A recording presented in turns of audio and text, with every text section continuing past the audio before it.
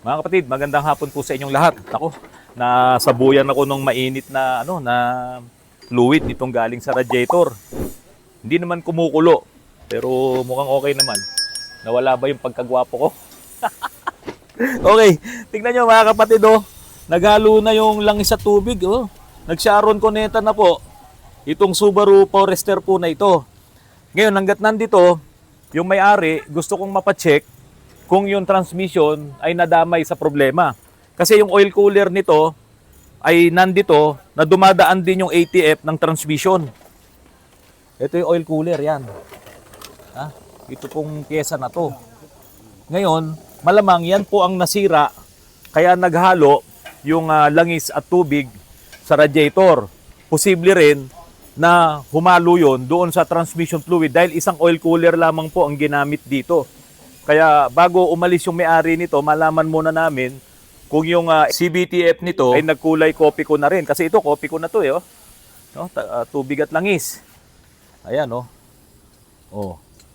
Ngayon, sa mga ganitong problema, sa mga ibang engine, kung na-overheat ka, nasisira yung cylinder head gasket, ganito rin ang resulta.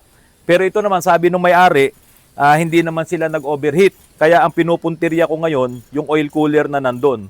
Pero bago namin gawin yon, gusto ko munang ma-check kung humalo nga yung coolant doon sa transmission. Okay. So ito po yung nakuhang CVT fluid dito sa Forester. Wala namang humalo, no? Wala, boss. Oh. So safe pa rin, pero kailangan na rin nating magpalit. Maitim na oh. So isasabay na natin sa trabaho yung pagpapalit din nito, pati ba filter nito, papalitan natin. Tapos kailangan makalas yung oil cooler dito sa engine. So safe yung ating transmission, pakitagay mo muna to. Natilomsikan ako, oh. Mainit-init pa yan basa oh. Nagmadali kasi ako eh.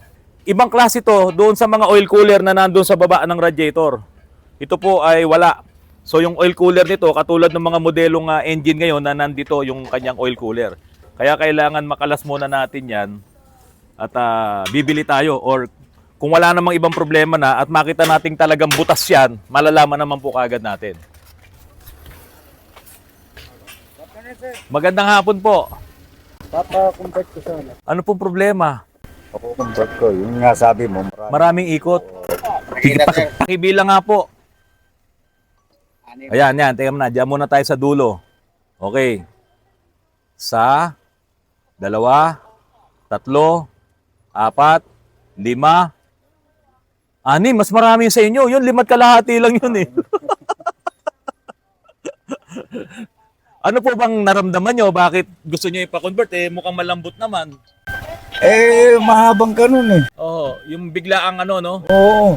Ano ko eh. Baka naman na ko lang kayo, na napaniwala ko lang kayo. Hindi naman.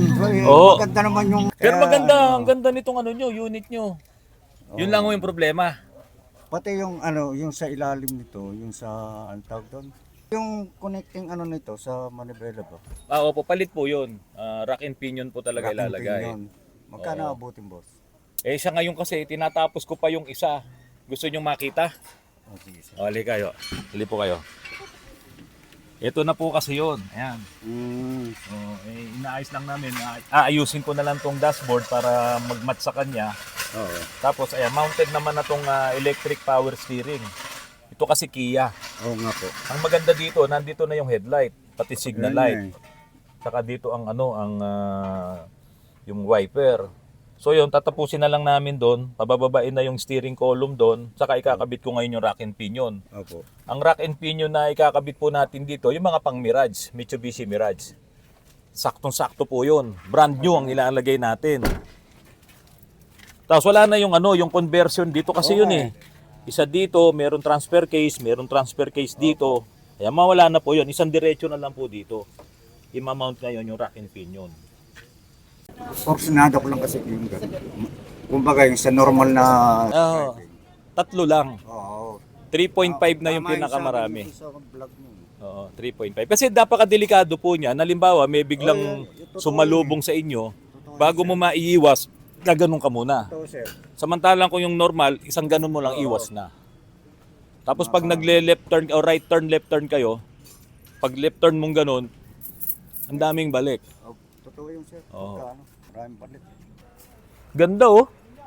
Talaga namang maakit ka. Ito ba yung automatic pagka binubuksan? Sir, Ha? manual lang yan. Ah, manual yun, automatic yun. Oo. Oh, ang kinis naman talaga. Ang problema lang talaga yung liko. Totoo sir. Wala kayong problema sa makina, sa transmission. Wala naman po. Sige. Yun ang ano, gawa natin ng paraan. Pag okay na tong dilaw na yan, no? Iba-vlog ko po yan para malaman nyo rin talaga. Ayun. Ayos, ang ganda oh. Bye-bye, sir. Safe. Safe yung transmission mo. Ito na yung nakuha namin, sir, oh. So, hindi nadama yung transmission. So, hopefully talaga yung oil cooler lang ang may problema. Pero itong fluid nyo, maitim na. Palit na rin, saka filter. Kasama na ho yun. Hindi ko lang muna pwedeng kalasin yan kasi may mga lalabas pa. So, pag naipasok po sa loob yan, doon natin kakalasin. Oh, sana yung oil cooler lang po, ah. Para hindi dumami gastos, no? Kasi alam nyo kung bakit ayoko i-top overhaul po yan? Alam nyo po kung bakit? Hindi po, baba po makina niyan. Kasi hindi mo matatanggal yung cylinder head. Boxer type po ito.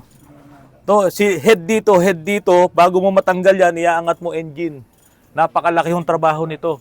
Hindi katulad ng mga ganyang mga sasakyan. Kahit na hindi mo iangat yung engine, makukuha mo yung cylinder head. Ito hindi. Dami mo kakalasin, iaangat mo yung buong engine. Kaya dapat ay oil cooler lang. Sira. Yung aircon nyo po, ayos na yun, ano? Opo, kaya kami bumalik dito. So, ayan, oh, copy ko, oh. Oo nga po eh. Oh. Sharon Cuneta ang tawag dyan. Gano'n. Tubig at langis. Yung kanilang pelikula. Alam ni tatay, oh. Mukhang nanood po kayo nung dati, ha? Tsaka ito, yung sinasabi nga niya, sabi naman niya po si BT ito. Yung sabi niya, bakit parang umatras? Pero anong nangyari po kasi nito? Ang takbo naman niya po, smooth, pero minsan Pag tinatapakan, parang gusto kabayo. umatak na hindi, Parang nagdadalawang parang nasasakal. Hopefully, hindi siya affected yung transmission. CVT kasi to, hindi to katulad ng traditional na transmission na pag nasa drive ka, pag binitawan mo preno, kahit medyo paakyat o maabante. Sa CVT kasi hindi ganun. Ilang buwan na ho ba sa inyo to? Ilang taon na? Ay, simula po nung bilhin. Talaga kayo pong unang may-ari, oh. Naniniwala po ako doon na hindi na overheat. Kapatid, meron ako ipapakita sa inyo, ha. Yung Santa Fe na yon, pinatest namin yung kanyang mga injectors. Pasado yung 3, bagsak yung isa. Kaya lang, ang sabi ni Central, kung hindi aalisin yung mga nilagay na nozzle tip na China, hindi rin sila magpapantay-pantay. Kasi yung inilagay nung gumawa, puro China na nozzle tip. Gagawin, i-rebuild ni Central yung isa. So yung isa lang ang okay. Kaya dapat pati yung 3 i-rebuild. Ito po yung injectors nitong Hyundai Santa Fe na pinaayos namin kay Central. Nung dinala po ito kay Central, isang injector po ang talagang sira, bagsak siya. Kaya ito pong Santa Fe na to ay palyado. So sinabi sa amin ni Central na magre-rebuild ng isa. Kaya lang, nung binuksan na nila Central, yung 3 pa, para ma-check at malaman kung ito po ay malinis or kung tama ba yung piyesang nakakabit sa kanya, bumagsak po lahat yung 3 na gumagana. Kasi po, ang inilagay po na nozzle tip dito ay puro made in China. Iba yung buga dito sa nirebuild na bago. Kasi po, ito ay original na nozzle tip ng Hyundai, yung inilagay po dito sa isang nirebuild po ni Central. Pero yung nasa 3 na ipinagawa ng may-ari sa ibang calibration center, pinalitan ng nozzle tip, hindi po sila parehas ng buga. Kaya po halos bumagsak din itong 3 to, pero magagamit. Ngayon, ang sabi sa amin ni Central, kung ikakabit yung 4 na yung 3, iba ang trabaho, baka daw po hindi rin namin mapatino. Yung pong minor nito, pati yung takbo nito, baka magkaroon pa rin ng manakanakang palya. Kaya sinabi namin sa may-ari, at ang desisyon po ng may-ari ay iparebuild na po lahat yung 4. Laking gastos, no? 28,000 na po ang nagastos niya doon sa pinagpagawaan niyang iba na calibration. At sinabing ni-rebuild din do po. Wala po sanang problema. Kung ang piyesang inilagay ay yun talaga pong original na piyesa ng injectors po nitong Hyundai Santa Fe. So ito po ay hihintayin na lang namin mamaya yung ating panggabi na grupo, si Doms at si Ace, ikakabit po ito. At dumating na rin po yung turbo po nito. Galing po kay Miss Rupa Rosario. Patingin ko nga dito, taas mo, pati yung karton. Yan. Surplus lang po yung turbong nakuha natin. Ito po ay galing kay Miss Rupa Rosario. Kaya pag surplus, ayan oh, makita nyo yung pintura, no? Kasi hindi ito pwedeng buksan eh. Okay din yung ikot niya. Pero malalaman natin yan kapag naikabit na po natin ito pong turbocharger po na ito na binili natin na surplus. Ang kagandahan lang po doon sa mga kaibigan natin na yan, kahit na ito ay may problema, may babalik pa natin at mapapapalitan po natin ng panibagong surplus na pyesa, panibagong surplus na turbo. Hindi katulad sa iba na kapag nakabili kayo, ibabalik nyo, baka sumakit ang ulo nyo kung hindi na nila tatanggapin. Mahal din po kasi itong ganitong mga klaseng turbocharger. So nagsettle na lang kami sa second hand kasi kung bibili ka naman ng China na brand new, ganun nga po ang nangyari dun sa turbo po nito, pinalitan nila ng lamang loob ng China, hindi rin po nagtagal. Wala ho talaga napakinabangan, lalo pong nasira yung turbocharger. Kaya po, kung bibili kayo ng turbocharger, bili nyo original, bago, or magsettle kayo sa surplus na maayos at kilalanin nyo talaga kung sino po ang bibilihan nyo. Ito po ay binili natin kay MC2 Auto Supply, kay Miss Rupa Rosario, diyan po sa Blumentritt, sa Santa Cruz. Maganda ba yan? Huwag mo ibigay yung hinihingi nila pag hindi maganda yung Camry. Wow! Buong body na yan? Pinasadaan ko lang sir yung... Pasada lang. Ganda oh! Teka Glenn, dito. Wow! Maayos na yung Camry. Galing. Thank you, thank you. Sige. Teka. Meron ka bang GCash? May GCash ka? Meron sir. Sige, bigay mo sa akin. Dadagdagan pa kita na 1,000. Ha? Para meron kayong pangmerienda. Meron ako sa GCash eh. Ha? Bigay mo kay Jamie. I-GCash kita 1,000 para pangmerienda nyo lang kasi natuwa ako. Ganda, ang ganda. Sige sir. May problema yung shifting nitong Isuzu Crosswind na to. Hindi maganda yung palit niya ng shifting.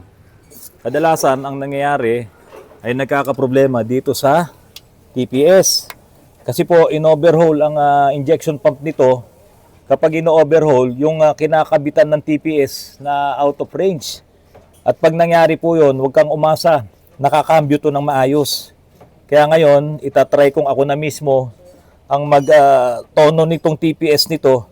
Kasi pag hindi ko to naitono, malamang may problema po ang TPS nito o kaya yung kanyang module. Kailangan ko lang ng isang extra dito. Ito po, patignan nyo po yung TPS ha, ito. Yan po yung sinasabi ko na TPS, Throttle Position Sensor. Sandali ha. Ayan, nakita nyo ginagalaw-galaw ko. Kapag po ito ay wala sa tamang posisyon, talagang maglolo ko po yung ating shifting. Kaya lang kung nabago nga, yung kinakabitan doon sa may injection pump ay hindi po talaga magiging maayos ang shifting po nito. Sige Nel! Ha? Patay mo na, patay mo na.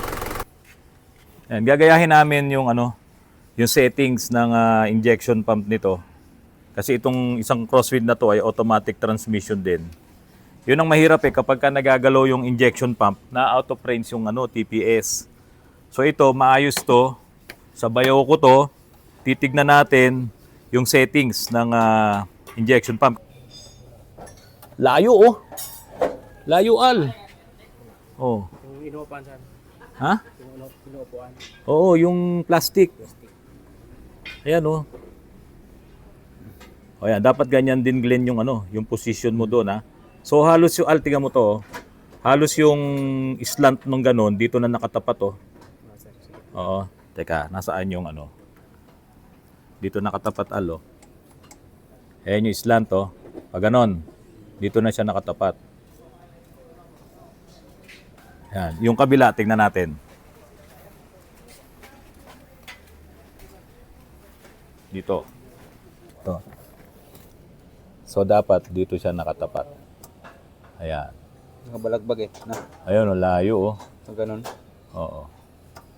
So dapat dyan sa nakatapat. Kaya ito, yung tornilyo nito sa ilalim, pipihitin to para itong plastic maiset natin. Ayan, out of range yan, layo. Oo, lumihis. Okay, sige. Dinukot na kita dyan kasi dumi-dumi ko na banlian pa ako ng tubig ng radiator kagina. Maawa ka naman sa akin. Ikaw nang gumawa niya na. O, sige, hugas mo na ako kamay. Mga kapatid, maraming salamat po sa patuloy na pagtitiwala niyo po kay Autorans. Maraming mga problema na dumating ngayon. Yung Subaru, itong crosswind na to, tapos tinutuloy natin ang trabaho dito sa patrol, pati doon sa Starex na yon, nagpalit ng radiator. Itong Starex, hindi naman pala sira yung radiator. Ang may problema po, yung kanyang water pump. Kaya po, doble-doble na naman ang gastos. Sayang yung radiator na pinalitan. Anyway, nandito na po kay Autorans. Makukorek na po natin ang problema nito. Papalitan po natin yung water pump. Maraming salamat po sa patuloy na pagtangkilik nyo po sa aking mga videos. Kung hindi pa po kayo nakasubscribe, pakisubscribe po, pakilikes, pakipindot ang notification bell, at pakishare po ang aking mga videos. Salamat po, magandang hapon sa inyong lahat.